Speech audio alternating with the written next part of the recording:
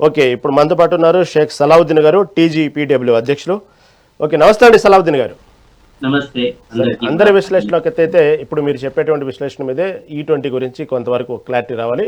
ఎందుకంటే ఇప్పుడు ఏదైతే E10 ఇంధనానికి సరిపడే పాత వాహనాలు ఉన్నాయో వాటిలో E20 వాడితే దీని మీద రకరకాలైనటువంటి అపోహలు ఉన్నాయి పబ్లిక్లో. కొంతమంది అయితే ఇంజన్ దెబ్బతింటుంది అన్నటువంటి, కొంతమంది అయితే ఇంజన్ కాదు, ఇంజన్లో రబ్బర్ పార్ట్స్ ఉన్నాయి, దాని వరకు డ్యామేజ్ అవుతాయి, అది మార్చుకుంటే సరిపోద్ది అని కొంతమంది, కాదు హోసెస్ అని, కాదు సీల్స్ అని, ఇలా రకరకాలుగా ఉన్న పరిస్థితుల్లో ఒక్కసారిగా automatic research association of India అనేది అది ఒకసారి బాంబు పేల్చింది. వాస్తవమే, ప్రభుత్వం ఆశయం మంచిదే కావచ్చు, కానీ రోడ్లపై ఉన్న కోట్ల పాత వాహనాల పరిస్థితి అంటే అనేది ఇప్పుడు వస్తున్న అంశం. దీంట్లో వాస్తవంగా ఇవన్నీ స్పేర్ పార్ట్స్ దెబ్బతింటాయా, లేకపోతే ఇంజన్ దెబ్బతినిద్దా? ఇది ఇప్పుడు వాడుతున్నటువంటి పాత వాహనాలకి ఇప్పుడు చెప్తున్నటువంటి E20కి సరిపడేటువంటి టెక్నికల్ ఇష్యూస్ ఏం లేకుండా ఉంటాయా, ఏమంటారు? చూడండి, ఫస్ట్ ఆఫ్ ఆల్ అయితే వాస్తవంగా ఈ ఓలా, ఊబర్, ర్యాపిడో నడిపించే డ్రైవర్స్ కావచ్చు, లేకపోతే పోర్టర్ నడిపించే ఆటో డ్రైవర్లు కావచ్చు, మళ్ళీ అలాగే నార్మల్ ప్యాసింజర్ నడిపించే గూడ్స్తో కావచ్చు, వీళ్ళందరూ రెక్క ఆడితే కానీ డొక్కాడని డ్రైవర్ మిత్రులు. అలాగే దాంతోపాటు డీసీఎం, బస్సు, ట్రక్స్, కమర్షియల్ వే, నేను స్పెషల్గా కమర్షియల్ వైపు ఎక్కువ ముక్కు చూపెట్టే దానికోసం మాట్లాడుతుంది. అట్లా మనం వాడేది ఏవేవి కంపెనీలు వాడతాం?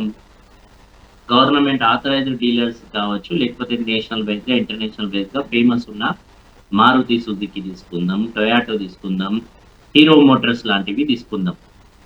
వీళ్ళందరివి మీరు పాత వాహనాలు అక్రాస్గా చూసుకుంటే, ఒక వర్క్ షాప్లో మనం చూసుకుంటే, దానికి ఇప్పుడు వచ్చిన E20 దానికి మీరు సింకప్ చేస్తే ఎస్, 100%గా ఇప్పుడు అది పెద్ద భారమే.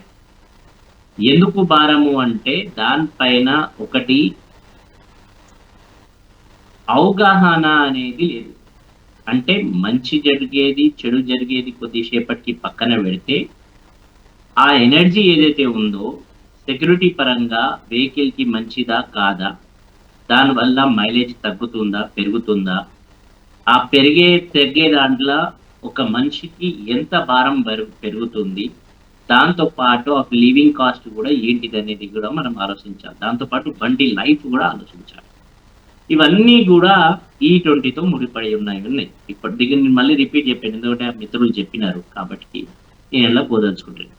రెండో అంశంలోకి వస్తే, ఈ 2023 తర్వాత ఏవైతే ఈ వెహికల్స్ ఉన్నాయో, ఆ రీసెర్చ్ రిపోర్ట్ ప్రకారంగా లోకల్ సర్క్యులేషన్ 10% అయితే డ్రాప్ డౌన్ మైలేజ్ అవుతుంది అని అంచనాలు ఉన్నాయి.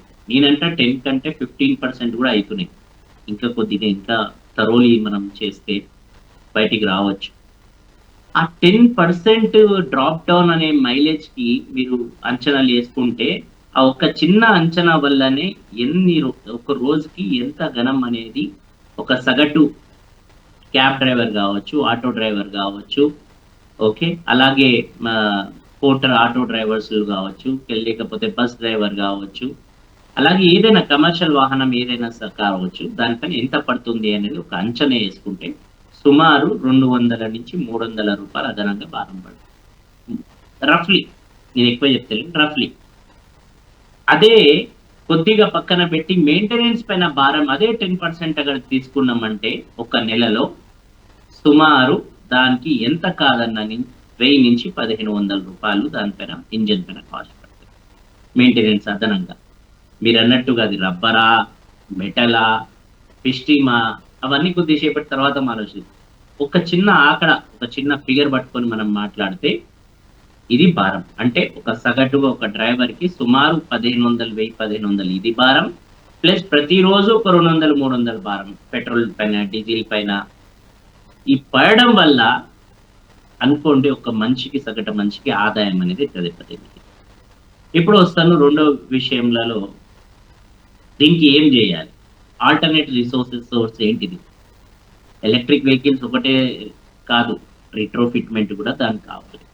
ఎలక్ట్రిక్ వెహికల్స్ ఇప్పుడు వచ్చినాయి అనుకోండి, ఆ ఎలక్ట్రిక్ వెహికల్స్కి గవర్నమెంట్, రాష్ట్ర ప్రభుత్వం కావచ్చు, కేంద్ర ప్రభుత్వం కావచ్చు, సబ్సిడీలు ఇస్తుందా?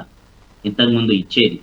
మొన్న క్రైసిస్ జరిగిన తర్వాత, ఏదైతే మన విపత్తి, మనకు పేరు రాలేదు, ఫైర్ వల్ల ఇరు కంట్రీల వల్ల మధ్య ఘర్షణల వల్ల మనకు చుక్కలు కనిపించినాయి. అప్పుడు వచ్చిన క్రైసిస్ ఇప్పుడు కూడా ఇంకా మనం కోలుకోలేము. దానికి ఉద్దేశించి అందరూ కూడా ఎలక్ట్రిక్ వెహికల్స్ పైన మారదాని కోసం ముప్పు చూపించినారు. చూపెట్టంగానే ఏమైంది, రాష్ట్ర కేంద్ర ప్రభుత్వం సబ్సిడీ అనేది తీసేసినాయి. కంపెనీలు అమ్మే కంపెనీలు కావచ్చు, గవర్నమెంట్స్ కావచ్చు, కేవలం రిజిస్ట్రేషన్ మాత్రమే ఫ్రీ చేయడం జరుగుతుంది.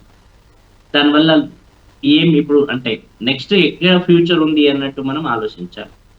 రెండోది అందులోనే అగర్జ రిట్రోఫిట్మెంట్ కి పోదాం అనుకుందాం. కొంతమంది క్యాబ్ కావచ్చు, ఆటో కావచ్చు, లేకపోతే ఇతర ఏ వాహనమైనా రిట్రోఫిట్మెంట్ చేయాలనుకుంటే ఏంటి రిట్రోఫిట్మెంట్ పైన కనీసం ప్రభుత్వాలు స్పందించి దానికి ఏమైనా రిట్రోఫిట్మెంట్ చేసుకోగలుగుతాయా? పాత వాహనాలు కావచ్చు, కొత్త వాహనాలు కావచ్చు, ఎవరైతే చేపించుకోదలుచుకుంటున్నారు ఓకే, చేపించుకోవడం వల్ల దీనివల్ల కనీసం ప్రభుత్వాలు ఇచ్చే సబ్సిడీ కావచ్చు, దాంతో పాటు ప్రభుత్వాలు వీళ్ళకందరికీ సౌకర్యం కలిగిస్తే ఈ E20, E10, E15 ఇవన్నీ పక్కన పెడితే కొద్ది గొప్ప మనం వాళ్ళకి బెనిఫిట్ చేసే విధంలో ముందుకు వెళ్తామనేది నా సలహా సూచన. ఈ మొదటి దాంట్లో ఇది కీలకంగా మనం దీనిపైన మాట్లాడుకుంటే ఇంకా భవిష్యత్తు ఉంటుంది. ఇప్పుడు దానివల్ల డ్యామేజ్ జరుగుతుంది. డ్యామేజ్ కి దానికి ఎవరు బాటమ్ లైన్ లో బాధ్యతగా నిలుస్తారు? అది రబ్బరా, ఇంజనా, లేకపోతే దాని బాధ్యతలు ఎవరు తీసుకుంటారు? ఇది ఫెయిలా, అది ఫెయిలా, సిస్టమ్ ఫెయిల్ అవుతుందా అనేది కాదు. ఇప్పుడు సగటు ఒక మనిషికి ఆదాయం ఏదైతే కోల్పోతుందో దానికి ఆదాయం ఎట్లా సమకూర్చగలుగుతాం? దీనికి ఆల్టర్నేట్ ఏంటిది? ఇది కాకపోతే వేరే ఆల్టర్నేట్ ఏంటిది? అది కూడా మనం ఆలోచిస్తే రాష్ట్ర ప్రభుత్వాలు కావచ్చు, కేంద్ర ప్రభుత్వాలు కావచ్చు మంచిగా ఉంటుంది. దీంతో ఒక ఫైనల్ ఈ టచ్ లో ఒక మాట కూడా మాట్లాడదాం దలుచుకుంటున్నా. దీనికి ఒక పెద్ద కమిటీ రూపంలో కూడా ప్రభుత్వం వేయాలి. ఆ కమిటీ వేసి నిర్ణయాలు తీసుకోవాలి. గ్రౌండ్ రియాలిటీస్ ఫ్యాక్ట్ ఫైండింగ్ చేయాలి.